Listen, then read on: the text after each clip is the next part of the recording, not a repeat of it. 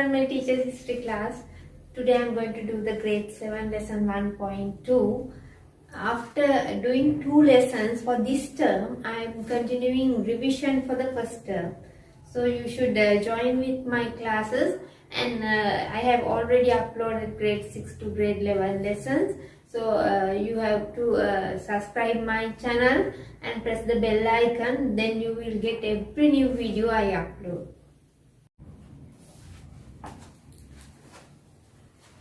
Lifestyle of our ancestors. Craft industry. There were different types of craft industries started for the needs of the ancient people who were skillful at producing goods worked in these industries. They were known as craftsmen, and they sometimes live in groups. You can see in this graph,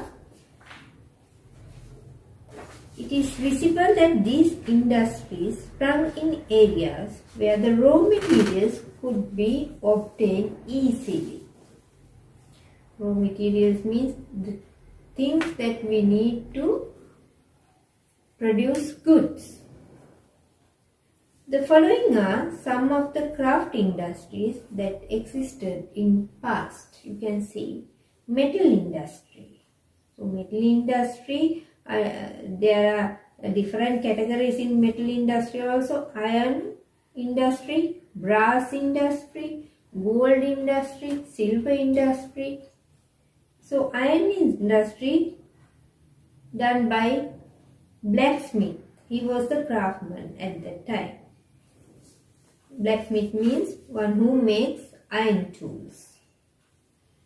So the iron tools they have produced, or the goods they have produced, was agricultural tools. So you know now already they are doing agriculture, chena cultivation, paddy cultivation. The tools that they needed for those cultivations they have produced using iron, like big knives, axes, sickles, plough, blow, sword, shield, spears. So these sword, shield, spears are used for the war. Then the gold industry done by the goldsmith, one who makes objects from gold. So they use gold to make jewelries like necklaces, bangles, earrings, headdresses. Copper industry. Copper worker, one who makes copper articles. So they made copper articles. Nowadays also these copper articles we can see.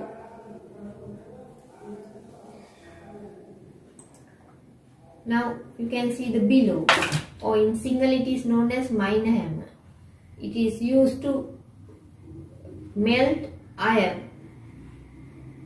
So you can see the several iron nails founded through the agricultural excavations done. So it is already, you can see it is already decayed, but we can understand it is iron.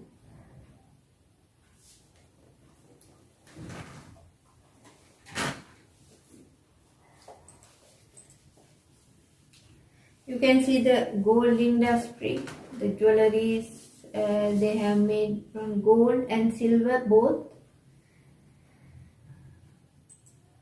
And the copper coins, copper tools, I told you earlier also. Now the other crafts. Pottery. Pottery made out of clay. So craftsman was potter. So the goods they have produced was roofing tiles, bricks, pots, sugar cane. The craftsman was worker or sugar cane worker. Then the goods they have produced was mosalas. Mosalas in single it is known as penny, and jaggery, sugar. cotton, textile industry. So in ancient Sri Lanka, people wore cotton at that time because Sri Lanka is near to the equator. So it is very hot, so people used to wear cotton at that time. So the work of a craftsman was weaver. The goods they have produced was textiles or the clothes. Gem industry. The craftsman was gem cutter. So the goods they produce was cutting and polishing gems. So after that they use it for the jewelleries. So you can see the sakaporuwa, making clay pots using potter's wheel. In Sinhala it is known as sakaporuwa. So you can see the way the weaver used to make clothes. Nowadays also in handloom, textile industry they use these weaving machines.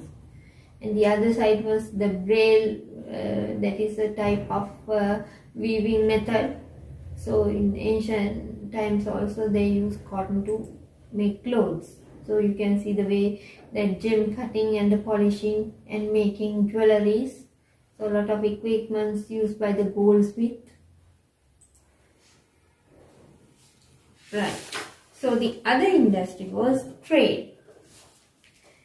Trade was one of the main source of livelihood of ancient people. There existed two types of trade in ancient Sri Lanka. Trade within country, it is known as internal trade. Trade with foreign countries known as foreign trade. Internal trade. So when trade is doing inside the country is known as internal trade. So at that time barter system was the most preferred system of trade in ancient times. Coins to use, but occasionally they used these coins. Exchanging goods were done very rare. Every time they used to do exchanging goods.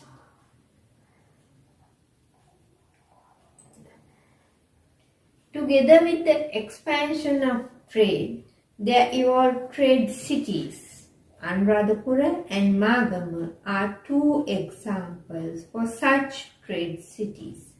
Sometimes such trade cities has been referred as Nigama in ancient sources. Those who became wealthy by engaging in trade lived in these cities. There have also been foreigners as well as local among such people. Those who were engaged in trade organized themselves as separate groups. Such trade organizations were called puga. There were several trade guilds into the foreign traders had organized themselves. Nandesi and Valanachiyar are examples for such foreign trade guilds. Each of such trade guilds used separate symbols in order to establish their identities. They were called seals. So nowadays also made in China, made in Bangladesh, like that. Those foreigners use different types of seals to introduce themselves. You can see in this picture the bartering system. They are exchanging goods in ancient times and nowadays present also. Hassepu Kassapana. So it is the oldest coin founded in archaeological excavations at the Ampara Rajakala archaeological excavation site. So original coin on the left and it replaced on right. You can see they have created some pictures on this coin: elephant, sun and tree. Hassepu Kahapana are the first coin used in Sri Lanka 2000 years ago. On this coin was made of silver. There are symbols of trees with leaves, elephants and sun. Finding this coin of Ampara area is called evidence that use of this coin was famous in other areas too, except Anuradhapura in 1 BC. In addition to trade cities, there also existed trade villages. Now I told you earlier also Anuradhapura, Magama is very famous trade cities. Not only the trade cities, trade villages also established at that time. Such trade villages called Pattanagam or Patunugam. Shops have been set up along the streets for selling goods. Various items like pots, textiles, jewelries and food items were sold in these shops.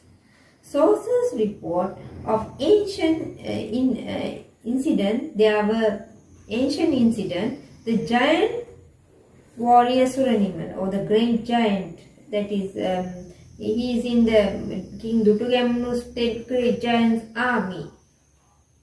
Warrior Suranimala, who came to Anuradhapura from the village called Mahagaman in Ruhuna, had brought perfume from a shop in Anuradhapura.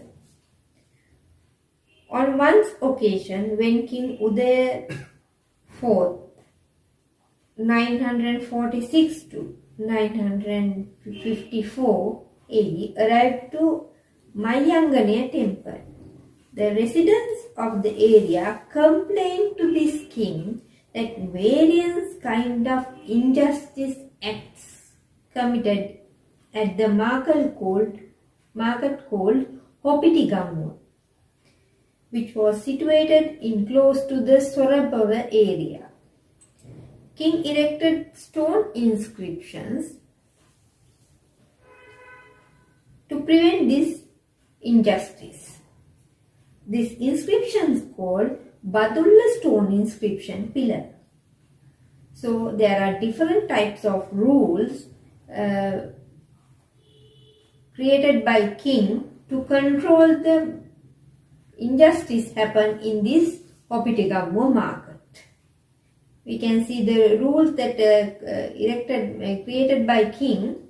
First one was, goods that are being brought to the market should be not purchased before they enter to the market.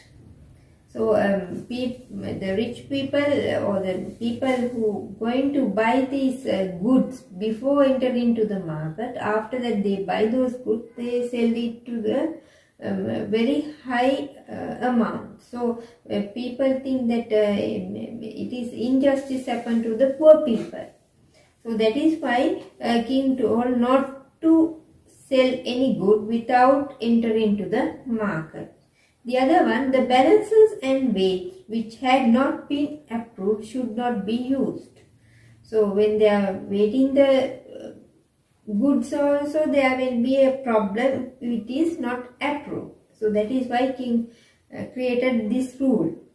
Betel and arecanut, etc. should be sold after placing them in a proper halls. So people used to sell them in different types of areas. It is also a problem. So people easily can find if it is in a proper hall. Taxes should be not charged on goods for carrying them through the market unless they are sold. So people have to pay taxes when they are selling the goods in the market for the shops. So it is not charged until they sell every item they brought. External trade. Sri Lanka is located towards the center of the Indian Ocean. It had highly flourished trade relationship with foreign countries since ancient times. India, China, Rome, Persia, Arab and South Asia, Eastern Asia were prominent among those countries. Items which were available in Sri Lanka, namely ivory, pearls, gems, spices, medicines, valuable timber and elephants were traded to foreign countries. In the past, Sri Lanka was called Ratnadeepa, the island of gems, because it had gained a high reputation of precious stones. Cookery, silk, clothes, perfumes and horses were imported to the Sri Lanka. The harbours such as Dambukana Patuna, Kankasanturi, Mathota in Mena, Gokarna in Trincomalee and Godavaya Hambantota were very important for Sri Lankan foreign trade. Now there is an ancient name and the present name both. Dambukana Patuna, presently known as Kankasanture, Mathota, presently known as Mena, Gokarna, presently known as Trincomalee, and Godavaya, presently known as Hambantota. It was in these harbours that loading of export goods and unloading of imported goods were done. Parts of imported objects that had been used in this country in the past and different types of coins belonging to other countries have been found in archaeological excavations. So you can see now in this picture the Gokarna harbour, the Trincomalee harbour, and down south Godavaya harbour near the Hambantota, and near the Mena. So you can see those harbours. So those are the very valuable natural harbours that belong to Sri Lanka. So it helps Sri Lanka to do foreign trades in ancient times. So I told you earlier also, so different types of coins belong to other countries have been founded in archaeological excavations at various sites. Sources report that King Bhatikabe, who once ruled the Anuradhapura kingdom, sent messengers from Sri Lanka to Rome in order to import red beads that had needed for the adornment that was made to the decorate Ranmalee side. So King Bhatikabe sent some emissaries to bring red beads to decorate Ranmalee side. So like that kings used to do foreign trade, so it is a good example for that. These trade activities mostly done along sea routes. Ships of different sizes were used to transport people and goods. Ancient sources reveal that ships belonging to countries like India and Persia often arrived to Sri Lanka. Sources available in China report that strong Sri Lankan ships consisting several decks and flights and stairs were seen in these harbours of China. So you can see the Chinese coins. Now Chinese recorded that about the Sri Lankan ships. So these Sri Lankan ships contain several decks and stairs. So you can imagine how big those ships are. So you can see the Chinese coins found through the archaeological excavations. Sources reveal that there had been officers who performed duties related to the harbours. So those are known as custom officers at that time. So in this picture you can see the Chinese pottery founded in Sri Lanka. The duty of those officers was charge tax from the ships that arrived in the harbours.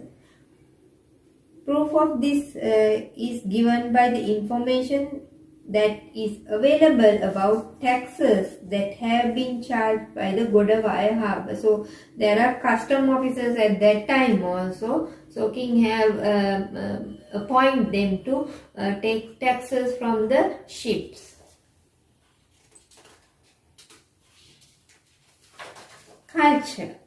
So nowadays in Sri Lanka, there are different ethnic groups like Sinhalese, Tamils and Muslims. They belong to different types of cultures. You know, they have celebrated different types of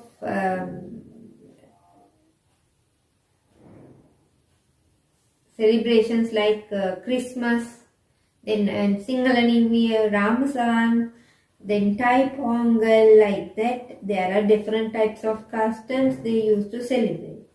So this, in ancient time of Sri Lanka, with the arrival of Buddhism, the arrival of Mahinda Thero to Sri Lanka during the King Devanampiya Tissa's period, people became disciplined in this society. Mutual cooperation developed. It was visible that people worked in mutual cooperation in common tasks such as constructing stupas, temples and aramas, tanks, dams and roadways. Such values are good example from the past to learn at the present. Attam method, exchanging of labor. Attam method is the exchange of labor. The livelihood of the majority of the people who lived in ancient Sri Lanka was agriculture. They used the labor of the family, but the labor of large number of people was needed for the activities such as gathering harvest. People got the assistance of their neighbors for this. Therefore, mutual cordiality, cooperation and assistance developed with this Attam method. The method of giving the same amount of labor of the farmer to others for the assistance rendered to him existed in the ancient society. Attam method was example for that. Ancient sources contains lot of stories about common people as well as kings who have practiced these agricultural activities. There was a king known as Mahachuli Mahatissa who ruled the Anuradhapura kingdom. He had disguised himself as a laborer and participated in gathering of harvest, because if he go as the king, he never get a chance to stay with the normal people. So he thought to disguise himself as a laborer, and he participated this gathering of harvest, so then he can have good knowledge and have fun with the people.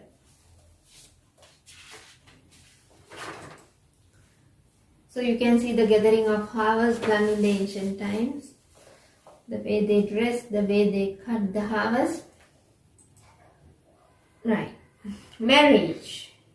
In ancient society, considered this marriage to be something that should be highly respected. For the unit that is called family evolves from marriage. Even in the past, parents made every effort to arrange marriage for their children from families that suited their family background and lineage. To enter in marriage following customs and traditions with the contents and blessings of the parents was practice that was established in the ancient society. Children with the moral values and good behavior were admired by the adults.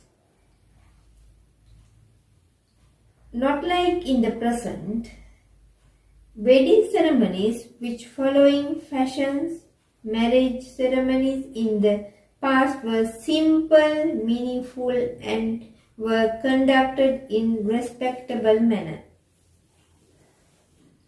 In ancient societies, girls grew up under the protection of their parents. They were required to have proper training in cooking and keeping house clean and beautiful. It is stated that in Sihala Vattupakarana, that is the responsibility of the parents to make their daughters skillful in cooking. The great literary work Saddharmalankara reports that Asokamala, the queen of Prince Salya, prepared delicious meals. Women who were highly skilled in cookery has been called as Madhupachika in ancient sources. So you can see Princess Asokamala. So it is a good example for us to learn how children in the past were trained under their parents to support the family and to keep houses. Funerals. As far as funerals arrangements of the ancient society are considered, it has been revealed that there had been separate ceremonies allocated different social groups. So I told you there are different types of lineages when they are selecting marriages also. So in ancient Sri Lanka there are different types of social groups with their lifestyle. There also existed practices like cremation, burials of the ashes that remain after the cremation, and depositing the corpses in tombs in the forest had existed. Cremation means setting fire to the body, and after the cremating, the remaining ashes were deposited in tombs at that time. According to Mahavansa, 150 cemetery overseas had been employed to carry corpses during reign of King Pandu Kavya, and there had been separate cemeteries for the people belonging to the Chandala caste. Chandala means the lowest caste.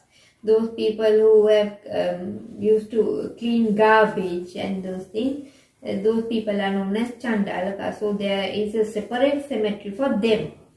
Some sources report that corpses were wrapped in a sheet of clothes, were placed on a bier, in Sinhala it is known as massa, and were carried by the four people. After the death of a person, the relatives of the dead person are said to have offered some contribution to the next head of the family of the dead person. So such contribution may have been made in order to support the family of the dead person in case of any financial difficulty that family may run into. So nowadays also our people give lot of contribution when the funeral happens. So at that time also same thing done by our ancient people. The ancient people had the great quality of coming forward without any hesitation to the support their relatives and neighbors when they run into a trouble or when they suffer distress like funerals. So it was an ancient custom to refrain from playing the funeral drums in front of religious places such as temples while the funeral procession is passing near the religious places. Nowadays also same like that, when they are passing the temples they won't play drums because if the monks are meditating or something like that they will get disturbed. So that is why they are not doing those things. Customs and values. Ancient people who were very keen of fulfilling their duties respected and look after their adults. Ancient sources reveal how not only a common people but the kings also took care of their parents. According to Mahavansa, there was a king known as King Aggabodhi VII who ruled during the Anuradhapura kingdom, took care of his mother. The king was very happy to care of his mother all day. He had started his chores early in the morning and according to Mahavansa, he applied oil on her hair, massaged and head washed her and put her to sleep after applying perfumes on her body. He had even trimmed her nails and had bathed her. The king had put comfortable garments on her and washed dirty clothes all by himself. Ancient people led religious and virtuous life. They had given alms according to their capability and had collected merits. Ancient information revealed that they lived virtuous citizens. So at that time, we think that ancient people are very virtuous and good people. So our customs and values, according to Buddhism, they have lived very nice religious life. I hope you enjoy my lesson. I will do the second lesson after this lesson. If you enjoy my lesson, you can write any comment you like. That will be a good advantage for the progress of my lesson. Thank you.